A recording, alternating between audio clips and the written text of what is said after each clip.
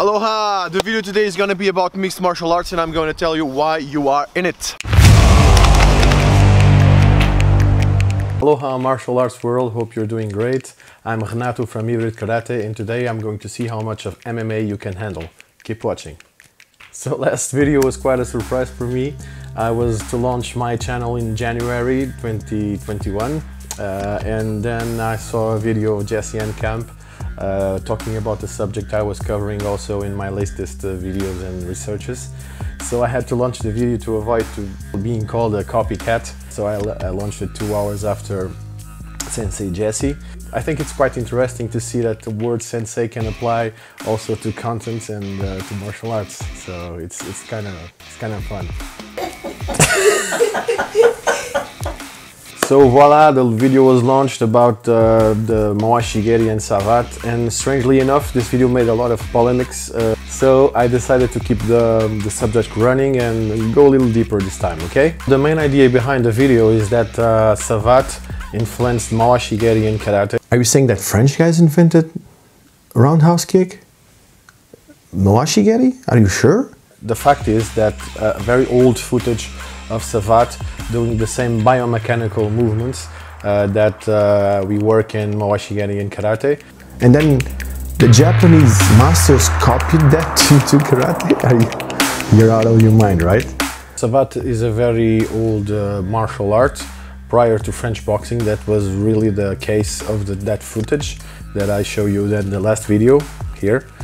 Interesting enough, we cannot find these kinds of techniques in early karate or even in Okinawa-te. So what about Unsu and the circular movement we see in the kata? It's kind of similar to a Maigeri and it's kind of similar to a Mawashigeri. It's in the floor, the hip movement it's different. You can call it, of course, a Mawashigeri because it's circular, but it's also the only option you have when you have the both hands like this in the floor. And for me, it's between Maigeri and Mawashigeri. So, but anyway, it's the only proof that can relate to a Mawashigeri in the early times. Different arguments on different commentaries. I read some of them really constructive. One argument tells us about the Mawashigeri being something that it's kind of intuitive. So we're gonna try to do some CPC analysis, this time without ice creams because I already overate at Christmas. Okinawa was a commerce platform, so we had people coming from many origins. That's why also we have people talking about the Southern Asian links, Chinese links, of course. We can look at Bubishi-like movements and we cannot see the Mawashigeri or circular movements like that. We can even look at the old forms in Chinese martial arts, and it's not very easy to see a movement like the Mawashigeri. I don't know, maybe you can find it, maybe you can show it to me, it would be great. I would love to see it. My purpose here is not to prove that I'm the best or whatever. My purpose is to search and develop my research also and learn with you guys, of course. According to the first book of Mutobu Choki, Okinawa Kenpo Karate Jutsu Kumite, we can see that he talks about the old guys, the old masters, like to raise their legs a lot. Does that mean that they used Mawashigeri or showing their abilities or for showing that they could do it? Were they using Maigeri very high? Were they using outward or inward movements? So we cannot say. Raising the legs, of course, he wouldn't lie. He wasn't interested in that, but maybe he was criticizing anyways. But there's no reason to understand that this was a Mawashigeri technique. So, people think that they're coming into a tunnel, they are learning things, they are teaching martial arts in tunnels, or what's happening? Another important piece of the puzzle is the influence that French had in the Meiji era. Not only the French, of course, many Eastern powers. They were pressuring Japan to enter in an industrialized era also. So, for example, the Iwakura mission in 1887 took a lot of knowledge from the Easterns to Japan, learn how they worked in military level, but also in culture, sports and whatever. They were searching to understand the East a little more. Did you know that there was a French military called Émile Bertin that was responsible to modernize all the Navy fleet from Japan, becoming the second world's greatest fleet in terms of numbers and capabilities. There was also an effort to get to know the other one better. It was, remember that Japan was closed for many, many years.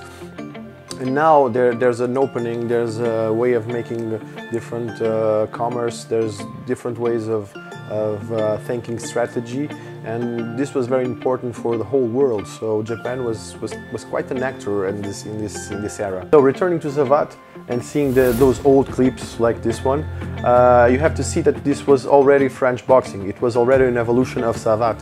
Savate was mainly leg techniques, more than 19%, and they were working like in a duel and showing the other I'm better at using my legs, etc. Was there any influence coming from the outside? So probably the French were in the Siam Kingdom in the 16th century. We're talking about today's Vietnam, Thailand, all those countries here. So it's a very big area, and the Siam Kingdom was ruling over this area, and French guys were coming there trying to exchange, to do some politics from the 16th century. There is strong evidence that Muay Thai or Muay Boran was observed by French diplomats. Simon de Ladobert, a French diplomat, was invited by the king to see the demonstrations of Muay Boran. We kind of relate the work that Muay Thai does today with Muay Boran. Of course, the fact is that the French people were there in diplomatic missions and military missions, and there were exchanges, and the martial arts of Siam, all the martial arts as we can see today coming or related to Muay Boran, they were already developed in that region of the world. So the French were there almost 3 centuries, and maybe there's a link between Savate or Le Chausson. The Chausson was the French Savate version of Marseille in southern France. It's a big old port with many sailors, and maybe this connection comes from there. So although Mawashigiri seems a very recent technique, we can see the connections between France, Japan, Siam Kingdom and whatever. There was no much of a use of Mawashigiri. So first and foremost, there's a practicality reason. Mawashigiri in the self-defense or military teachings, it's not a very common technique. And also because if you want to use it in self-defense, you have to be very good at it. It's not anyone that can use it in the street with effectiveness. So from a practical sense, Mawashigiri or roundhouse kick was useful for French boxing. French boxing had already a history of using of the feet as their main weapons. And of course, when they started to develop French boxing, they were trying to do a sports thing, you know, something that worked for everybody, something that was able to be seen not as only self-defense, but also as a part of human development in sports, hygienics. It was a very big movement of sports going on in France at that time. So this was used together in a sports mentality. And that sports mentality was also the same idea of karate for the masses, karate for exporting, that was made in 1930s in Japan. So Japan watered down karate was the new striking national Japan's pride. And joy, of course. It was the new discipline that represented Japan, and that had some kinds of things that we could find and compete with other disciplines from the East. Of course, there was this context of influence from everywhere. Jigoro Kano was the influencer for the karate-gi, for the ranking system, but also for the mentality in terms of how to develop something for competition, for making it simple for everyone can practice. So this influence was very, very strong, of course. So why would they highlight a technique like Mawashigiri or Yokogeri or whatever techniques they didn't train very much back in Okinawa? Why they did it? It has to do with the context, it has to do with development, it has to do with showing some techniques that look good. Of course, a Mawashigiri or Yokogeri done by Japanese masters, as we see in those old footage, they are great to see. People were proud of showing their abilities. Remember that we live in a time that there was already a First World War. There was a pre-war environment going on, so it's kind of the showing off mentality also coming in play, and to highlight the main features of the art in a beautiful way, of course. For me, it's too much of an evidence in terms of biomechanics to see what they have done in savate or French boxing, and suddenly that appears in karate, and it's basically the same biomechanics. You show that to a karateka, you show the dates, and they just go wow, because it's very similar in terms of biomechanics. Whatever, for me this takes us to the connections. The connections are important. So context, we talked about it. Practicality, of course, maybe Moshigari, it wasn't a very easy to use technique. We can talk about Japanese and French connections with militaries, we have botanic scientists living in Japan, we have guys that came all the way from Japan to Paris to translate the great philosophers of France. So there's lots of things going on. Just because they didn't have the means of transportation or YouTube like we have today, it doesn't mean they wouldn't very eager to learn about the other. Societies were opening, the first images of films were going, so people were trying to know about the others because they were curious, but also because they had seen a First World War, they had seen that things can happen in a global scale, so it's kind of interesting to understand that people were very attentive, were very interested in the others, in the unknown, if we may say. So there's a France connection with Siam Kingdom, maybe that's where we can find the early knowledge of savate technique. And then there's of course the old Chinese connection that brought the techniques coming from Kung Fu, techniques that we can see in Bubishi books. I'm not saying that nobody did roundhouse techniques back in the day, but I'm just saying they didn't highlight it, okay? It's the French guys that started to highlight those kicks. They had a martial art that was almost a point fight combat. Many times they weren't even making many contacts in the street duels. They were just making those duels, showing off their techniques, their abilities, and then the ones that had most support were considered winners and the others were ashamed. So the sports are replacing the war and the need to have real combat. So I think they did that in France with savate. And of course, when martial arts masters from Japan are open to new transformation of karate and to show karate to the world because it has amazing features. So maybe it's normal that they saw in this highlighting to the kicking techniques a very nice thing to do, also a very nice thing to develop and to show that Japanese had the same abilities with a very old and ancient martial art, and they were capable of showing that and making that available to the public.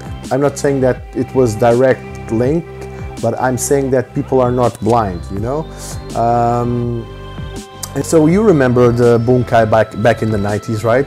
You remember the self-defense in karate back in the 90s. People in Europe were doing age-uke to defend a club attack, or juji-uke to defend a knife technique.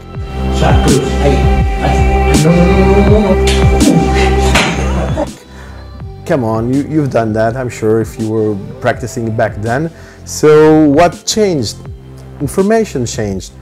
People are seeing things differently, mainly after YouTube, that all these different styles are showing up and people are learning different ways of practicing things. That doesn't mean you need to learn with people X or Master Z.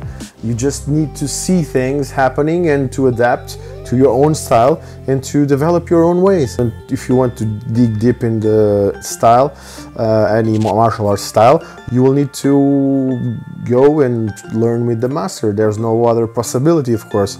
But if you want to dig deep in your own practice and if you want to develop your own things, many times it's just to observe, to learn, to adapt, and you will get very good results for you. Bottom lines, this is a very long video, but I just want you to see that there's no hermetic martial arts, there's no hermetic development, and if Mawashigeri was not stolen from the French directly, which I'm not sure, of course, strangely enough, there's a lot of influence of the biomechanics, so it's very hard to say that there was no karate masters looking at French boxing at the time.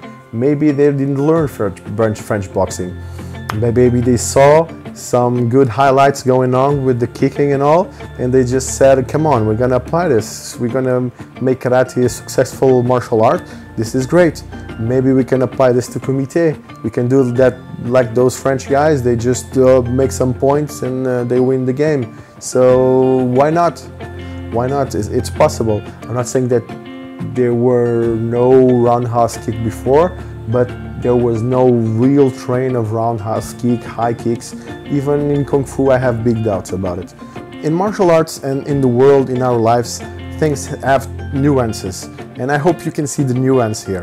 And hopefully you can join me in this journey to learn more about this. I'm open to all opinions. I want to learn with you guys. And next videos will be about technique and other things, maybe not history, okay? So for me, that's just hybrid karate. I'm not a purist, I never was. If you like this kind of approach and if you like to dig deeper in these subjects, please subscribe to the channel. Have a great 2021. Hopefully this will be a great year for everybody, and we'll see you in the next video. Aloha!